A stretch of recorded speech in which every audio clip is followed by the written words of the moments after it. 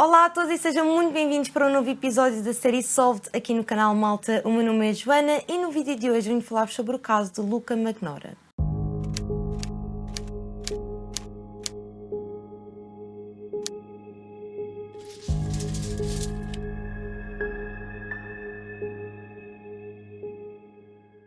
Eu ao longo deste vídeo vou tentar falar com calma porque eu ontem, ao final da tarde, retirei os meus outros dois sisos que faltavam, portanto já tinha tirado estes dois e agora fui tirar estes dois ontem, portanto estou um bocado inchada ainda, mas enfim, nada que não se suporte, consigo falar perfeitamente, portanto venho gravar este vídeo para vocês. Como eu vos tinha dito no último vídeo, este fim de semana íamos ter então um novo episódio de Solved e este episódio vai estar dividido em duas partes, portanto a primeira parte, que é esta que vocês estão a ver neste momento, e amanhã às 18 horas no canal vai sair então a segunda parte. Esta ideia surgiu porquê? Porque eu recentemente comecei a ver um documentário na Netflix que se chama Don't F with Cats. Eu não posso dizer palavrões, malta. Grande parte de vocês é que me sugeriu que eu visse este documentário, disseram-me pelo Instagram para ver este documentário e eu comecei a ver, já terminei e fiquei logo com uma grande vontade de gravar um episódio de Solved porque acho que faz todo o sentido aqui no canal. Portanto, nesta primeira parte vou falar sobre o caso, a ideia é apresentar-vos o caso todo e depois então amanhã, na segunda parte, vou falar-vos sobre o documentário, dar-vos uma pequena ideia sobre o que é que o documentário fala e também dar-vos a minha opinião, que acho que é importante, porque o documentário tocou em alguns pontos que eu acho que, enfim, tenho que falar, apetece-me falar sobre isso. Seja como for, se vocês ainda não viram o documentário, vejam, aproveitem para ver depois deste vídeo, porque amanhã vocês não vão querer perder a segunda parte, ok? E se calhar vai ser melhor se já tiverem visto o documentário, porque eu vou pegar em alguns pontos que só quem viu o documentário é que vai entender. Mas antes de passarmos para este vídeo, malta, não se esqueçam, claro, de subscrever ao canal se nós por aqui, deixarem também o vosso grande gosto, é mesmo muito, muito importante. Todos os gostos e partilhas que vocês fazem dos meus vídeos ajudam também no crescimento do canal e isso é realmente muito importante para mim também, não é? Para que mais pessoas vejam o meu conteúdo. Portanto, se vocês gostam do meu trabalho, apoiem e, por fim, ativem também as notificações, claro, para não perderem o vídeo da manhã, não é? Caso vocês se esqueçam da hora que ele sai. E sigam-me também pelo Instagram, que é Joana Pratas com 2 N's, igual aqui ao YouTube, para nunca perderem nenhuma novidade. Aliás, eu até vos digo mais, no dia em que este canal chegar aos 50 mil subscritores, eu faço 5 solveds ou unsolveds de seguida. Portanto, segunda, terça, quarta, quinta e sexta. Portanto, se vocês quiserem ver 5 casos de seguida, partilhem o meu canal, ok? E se a gente chegar a esse número, terão os 5 vídeos de seguida. Vamos ver se pega.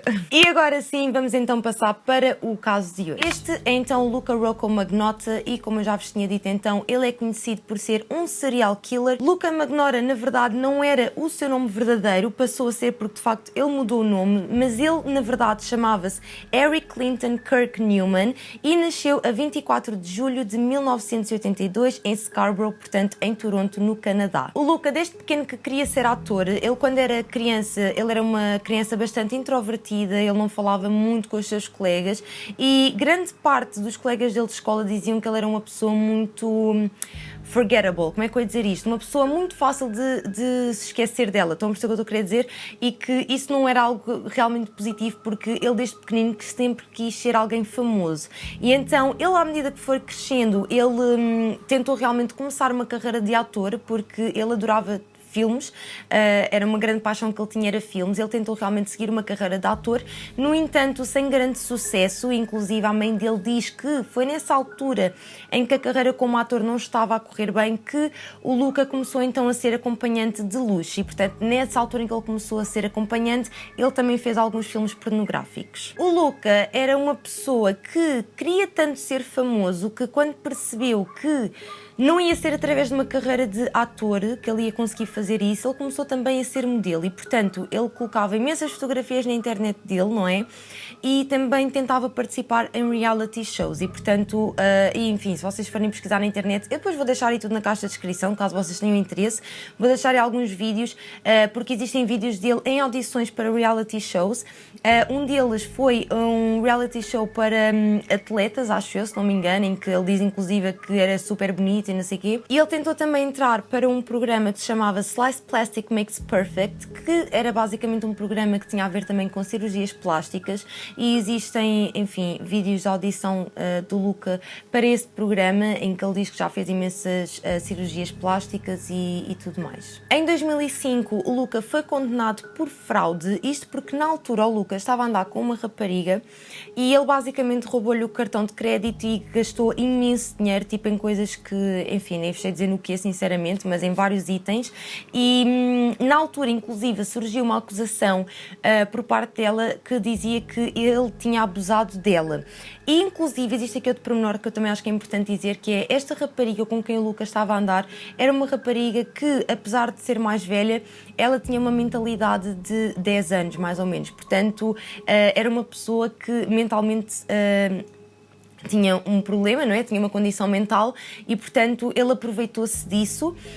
No entanto, na altura em que ele foi a julgamento para responder a isto, ele declarou-se como culpado e tudo mais, mas a questão do abuso não foi para a frente porque, entretanto, retirou-se a acusação.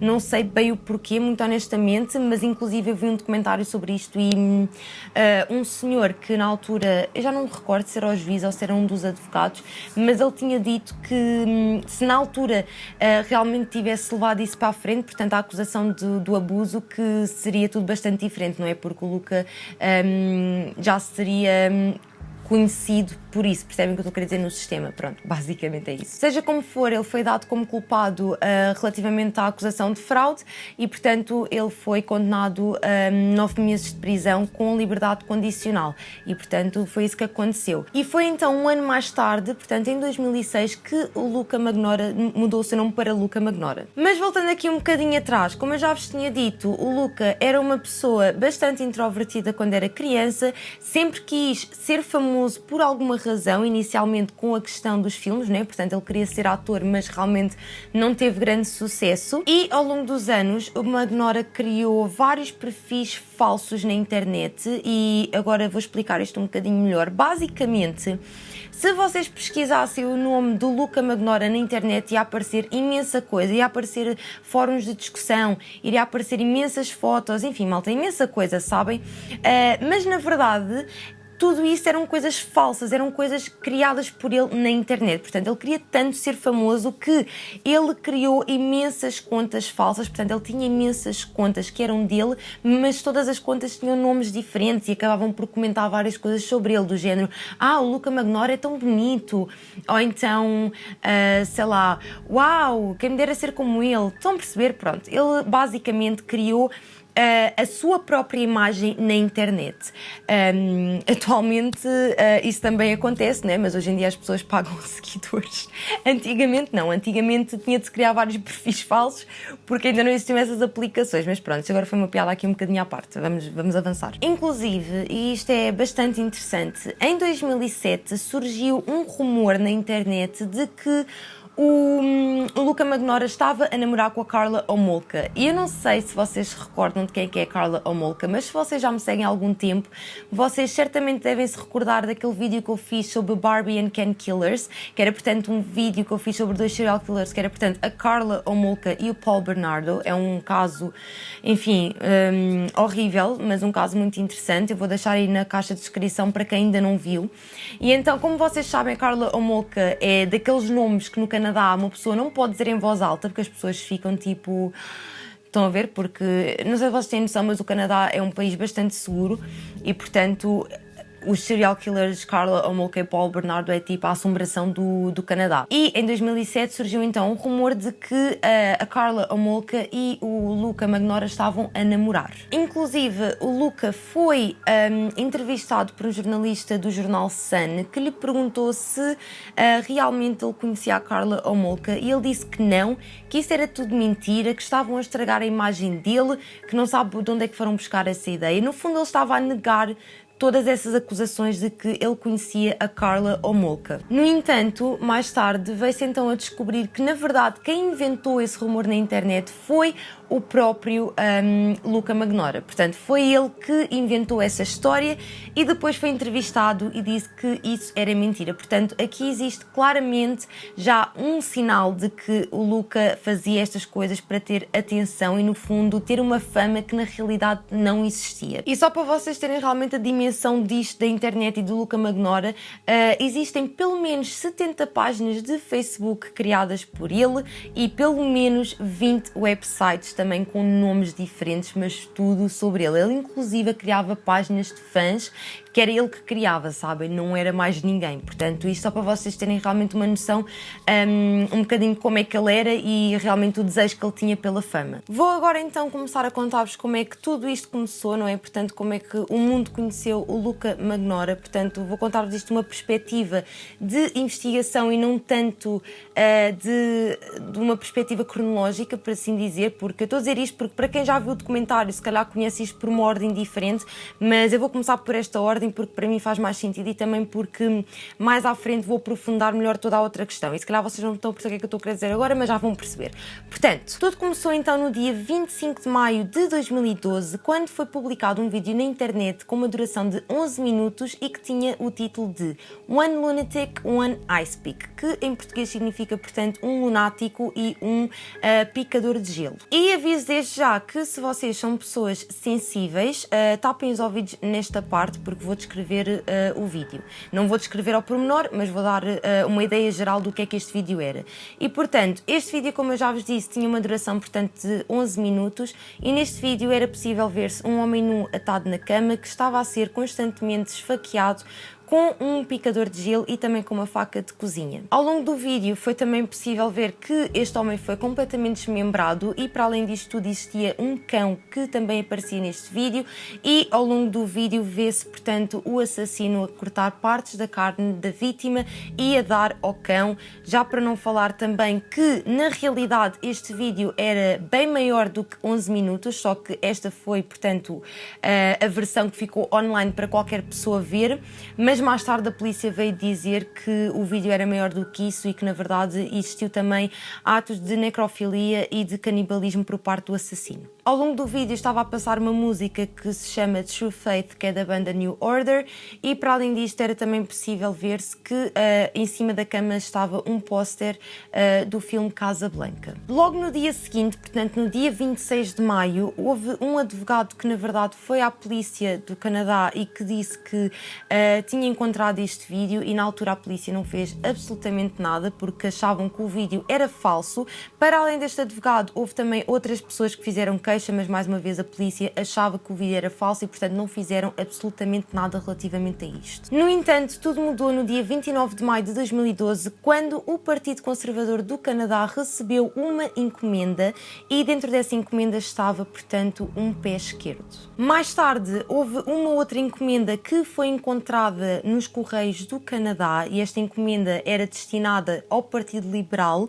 No entanto, esta encomenda nunca chegou até lá, porque como eu já vos disse, foi aberta, portanto, nos Correios do Canadá e quando abriram a encomenda encontraram uma mão. No entanto, antes destas encomendas terem sido encontradas e até terem sido faladas à polícia, no dia 25 de maio, um empregado que tinha ido até ao lixo, ele encontrou uma mala e quando abriu a mala encontrou lá dentro um tronco humano e isto foi ao pé de uns prédios em Montreal. E foi então após alguns dias que apareceram as tais encomendas que eu vos falei. Foi então que a polícia começou a investigar o caso e como eu já vos tinha dito, essa mala tinha sido encontrada num monte de lixo ao pé de prédios em Montreal.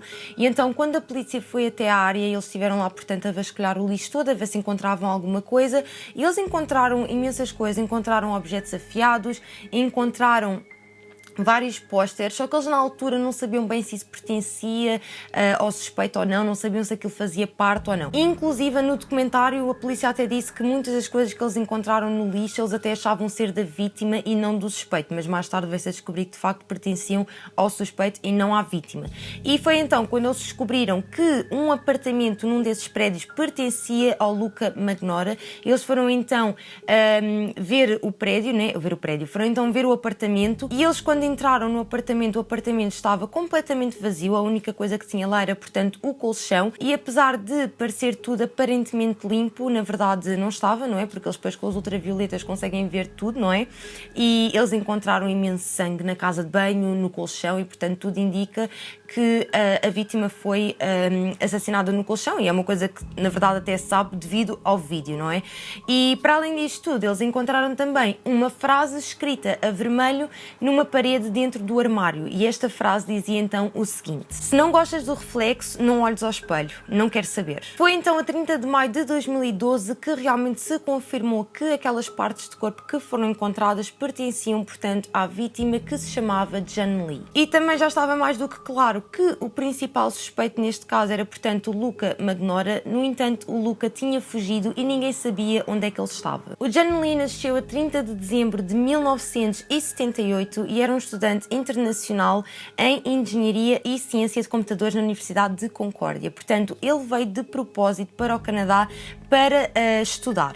Ele, para além disto, trabalhava também part-time numa loja de conveniência e estava a estudar em Montreal desde julho de 2011. O John Lee foi visto pela última vez no dia 24 de maio de 2012 e os seus amigos mandaram-lhe mensagens, ele não respondia, ele não foi trabalhar então para essa loja de conveniência onde ele trabalhava, e o chefe também achou muito estranho, até que os seus amigos foram até ao seu apartamento e ele não estava lá, e foi então quando os seus amigos fizeram a queixa à polícia, portanto reportaram o desaparecimento do John Lee. A polícia já tinha a certeza de que o Luca Magnora era o principal suspeito neste caso, porque eles, quando foram até ao apartamento do Luca, eles encontraram filmagens, e nestas filmagens era possível ver o Luca a entrar e a sair várias vezes do seu apartamento com sacos de lixo, e portanto eles rapidamente perceberam que ele estava a transportar, portanto, o corpo do John Lee.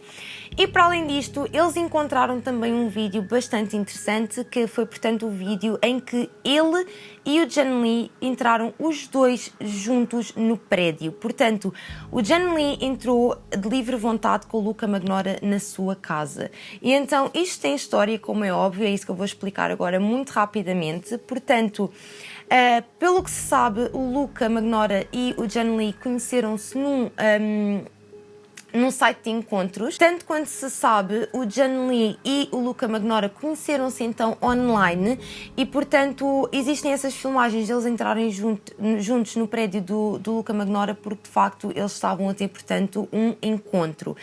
Eu por acaso não vos tinha dito, mas pronto, não é que seja muito importante, mas eu não vos tinha dito que o Luca era, portanto, bissexual e o John Lee era homossexual, e portanto havia ali um interesse.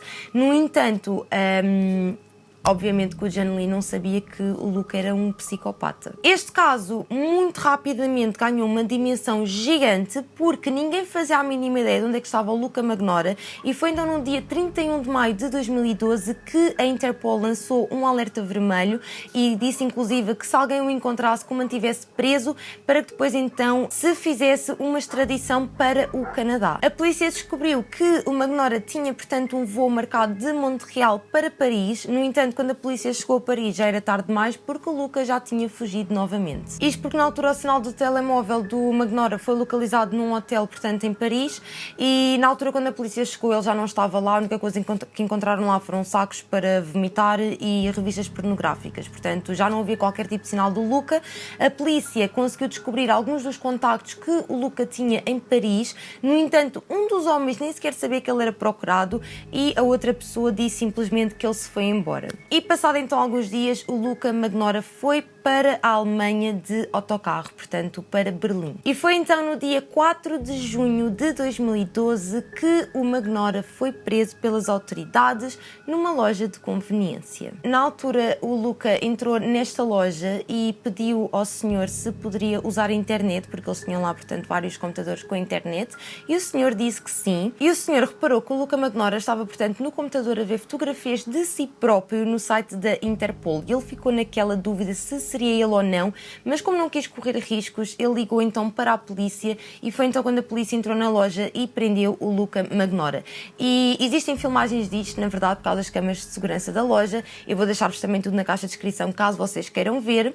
E pronto, e realmente a polícia confirmou que era ele através das impressões digitais. Estando então preso em Berlim, ele foi então extraditado para o Canadá, e na altura ninguém queria levar o Luca Magnora Magnora, portanto ele não foi aceito em voos comerciais e no documentário inclusive falam sobre isto e portanto teve de ser mesmo um avião da Força Aérea Canadiana a ir buscá-lo e levá-lo então para o país. Foi então quando ele chegou ao país que foi a julgamento e foi então condenado a prisão perpétua pelos crimes que cometeu. Eu acho que não vale a pena entrar muito dentro da história do julgamento. Eu acho que o mais importante a reter sobre o julgamento foi de facto o facto de tanto a acusação como a defesa terem dito que ele tinha problemas mentais. No entanto, grande parte dos problemas mentais que a acusação colocava mostrava na mesma que ele tinha cometido os crimes porque queria, enquanto que a defesa dava a entender um bocado que foi por influência da doença e, portanto, enfim, houve assim um bocado essa discussão. No entanto, pronto, ele foi realmente considerado culpado pelos crimes que cometeu. E agora sim que vos falei sobre o caso do Luca Magnora numa perspectiva de investigação, numa perspectiva de conhecimento público, não é? Porque foi assim que ele ficou conhecido, ou foi assim que se começou a ouvir falar sobre ele. Vamos então voltar um bocadinho atrás, antes da questão do homicídio, e falar-vos como é que tudo realmente começou. Porque, na verdade, o Luca Magnora já andava a ser investigado por outras pessoas antes do homicídio do John Lee, e vou explicar-vos agora tudo. E tudo começou em 2011, quando foi divulgado um vídeo na internet que se chamava One Guy, Two Cats. Portanto, um rapaz, dois gatos. E então, neste vídeo, era possível ver uma pessoa, e mais uma vez, se vocês são sensíveis, tapem os ouvidos nesta parte, que eu sei que existem pessoas sensíveis a isto, mas neste vídeo era possível ver, portanto, um rapaz a matar dois gatinhos bebés. E então, basicamente, o que ele fez foi, portanto, colocar os gatinhos dentro de sacos de vácuo, sabem aqueles sacos? Ele meteu os gatinhos lá dentro e depois aspirou então com o aspirador para fazer o vácuo e os gatinhos morreram. Pronto, isto foi uma situação que aconteceu. Foi o primeiro vídeo, foi a primeira vez que se ouviu falar sequer do Luca Magnora, apesar de na altura ainda não se saber que era ele, ok? E na altura existia um grupo no Facebook que viu isto e ficou completamente indignado, não queriam acreditar naquilo que estavam a ver e basicamente este grupo do Facebook estava empenhado em descobrir quem é que era este rapaz e porque é que ele tinha feito isto e levá-lo até às autoridades por maus-tratos animais. E portanto, o que é que acabou por acontecer?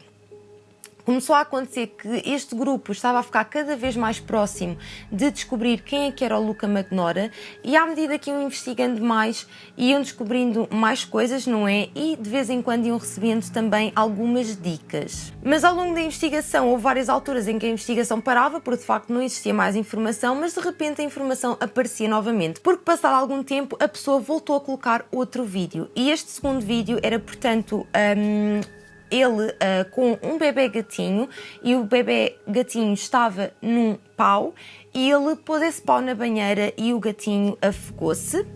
Outro vídeo que ele também colocou foi, portanto, de um gatinho em cima da cama e deu o gatinho de comida a uma piton, portanto a uma cobra. Essa foi outra situação e depois saiu também um outro vídeo em que ele mostrava, portanto, os gatinhos já sem vida. Portanto, crueldade total, sabem? Isto mete-me imensa confusão, até porque acho que é de conhecimento geral que qualquer pessoa que mata animais normalmente é sinal de que essa pessoa vai se tornar um serial killer, na generalidade, ou mesmo que não seja um serial killer, vai fazer outras coisas mais de certeza, porque isso é mesmo crueldade pura, ok? E portanto, na altura em que isto aconteceu, esse grupo estava a investigar e foi então quando eles começaram a perceber que eles começaram a receber algumas dicas de pessoas assim a dizerem: olha, a pessoa que vocês estão à procura chama-se Luca Magnora. Mas antes disso já tinha aparecido outras dicas deste género e eles nunca tinham chegado a lado nenhum. E quando apareceu esta dica de que era o Luca Magnora, eles começaram então a investigar Luca Magnora na internet. E foi quando eles encontraram imensas fotos, porque como eu já vos tinha dito, o Luca tinha, enfim, imensas fotografias dele na internet, imensas páginas de fãs e tudo mais. Eles na altura pensaram, ok, não pode ser este rapaz, é um rapaz conhecido, é famoso, não é? Não faz sentido. Mas depois eles começaram a investigar melhor e começaram a perceber que todas aquelas fotografias eram falsas, eram montagens. Eles conseguiram ver pela origem do ficheiro que grande parte daquelas fotografias eram de outras pessoas e que o Luca tinha colocado a sua cara nas fotografias. E foi então quando eles começaram a investigar melhor o Luca que eles perceberam que aquilo era tudo uma grande farsa. Para além disto tudo, eles descobriram também que essas dicas que eles estavam a receber eram dicas provenientes do próprio Luca Magnora. Portanto, ele próprio denunciou-se, se é que isto faz sentido. Por isso é que o grupo acredita que de facto ele queria atenção, ele queria ficar famoso assim, e o grupo sente que de certa forma alimentou isso, porque inclusive nessa altura em que os vídeos iam saindo, ele ia ameaçando e ia deixando pistas de que iria começar a fazer isso com pessoas. Inclusive quando aconteceu o que aconteceu com o John Lee, ele disse também que iria fazer isso com mais pessoas. Portanto, ele claramente estava aqui a acontecer a origem de um serial killer, e o grupo apercebeu-se disso. E na altura eles fizeram queixa à polícia, eles falaram sobre o Luca Magnora, disseram que esta pessoa tinha feito vídeos a matar gatinhos, que era um perigo para a sociedade e que se não o parassem já, que tinham realmente muito receio que ele fizesse isso com pessoas. E na altura, quer dizer, a polícia não fez nada.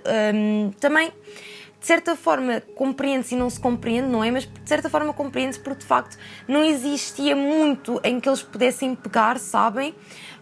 Mas pronto, mas isto aconteceu e de facto se a polícia tivesse feito alguma coisa antes, o John Lee ainda estaria vivo, mas foi isto que aconteceu, e foi assim que começou a história do Luca Magnora. E portanto existia uma investigação por parte da polícia na altura em que ocorreu o homicídio, mas antes disso já existia toda uma investigação feita por um grupo do Facebook que já sabia, na altura do homicídio de John Lee, já sabiam que tinha sido o Luca Magnora, tanto que depois no documentário vocês têm essa percepção, conseguem perceber isso, porque na altura em que saiu o vídeo do homicídio, o grupo já estava a pensar, foi o Luca, e agora? E só mais tarde é que ficaram descansados quando perceberam que a polícia descobriu, portanto, o corpo. E esta foi então a primeira parte deste caso, malta. Neste momento existem alguns pontos a ser discutidos e o próprio documentário, na minha opinião, está muito feito com base nisso, com base na investigação do grupo do Facebook, e dá para perceber que o Luca Magnora sabia quem é que eles eram e eles sabiam quem é que o Luca Magnora era, e portanto havia ali uma relação um bocado estranha, e existe um bocado de desconfiança por parte dos membros desse grupo do Facebook que eles possam ter influenciado o Luca a cometer homicídio. No entanto, isso é uma discussão que eu deixo para a segunda parte deste vídeo, que acho que vai ser muito interessante, porque de facto existem pessoas que possam ter essa opinião. Eu pessoalmente não tenho, mas na segunda parte já vos digo tudo aquilo que eu acho, falando mais concretamente sobre o documentário. Portanto, se vocês ainda não viram o documentário, malta, aconselho-vos muito a verem. São 3 episódios, vocês no total perdem se calhar 3 horas a ver o documentário inteiro, portanto vejam isso pelo menos até amanhã para conseguirem ver então a segunda parte deste vídeo, que eu tenho quase a certeza que vocês vão achar bastante interessante, porque sem dúvida alguma que existem aqui algumas perguntas no ar, que é: será que o Luca era maluco?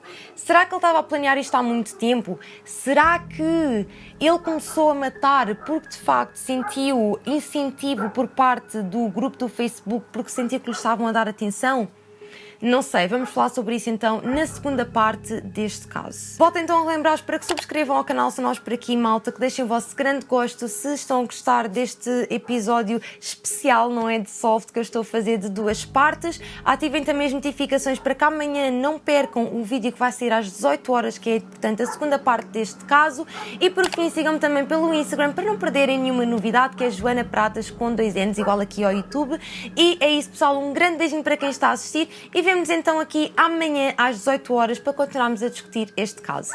Beijinhos!